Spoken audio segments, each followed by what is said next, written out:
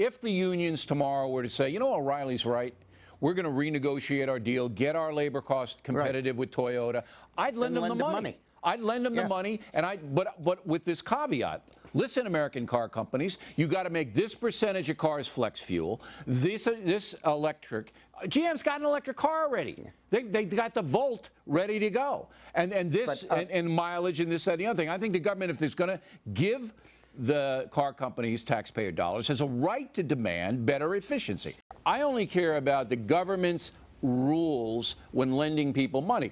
The union's out of it. It's here. Take it or leave it. If we help you, this is what you have to do. Flex fuel vehicles, electric cars, certain mileage that you get, because then you can start hurting a foreign oil deal. I want to say one thing.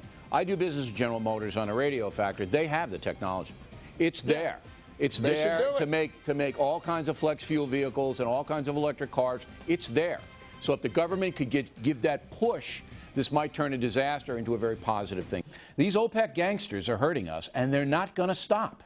So this is obviously a national security issue, and Congress must mandate by law, that American auto companies begin mass producing flex fuel vehicles and quickly phase out gas-only products. What can the United States do within the next few years? And you could do flex fuel vehicles, just tell the auto companies, look, you manufacture them, we won't tax you on them. You can sell them for free. We're not going to tax it. You'd see what these things go, boom. I'd like to see electric cars, all right, for the environment. You know, come on. All right.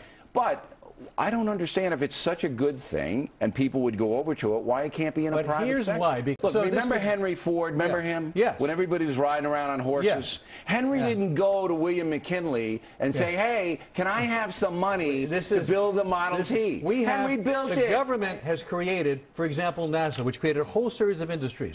Government investment has led to a whole series of things which could not be done in the private sector, especially at a time when you can't get credit because companies can't get credit now. I don't buy that. They can raise money, can't they? One of the most controversial projects GM has is the Chevy Volt, which some analysts believe is being subsidized by the taxpayer. The Volt, of course, an electric car that has been plagued with problems. So $3 billion of our money, and they build them.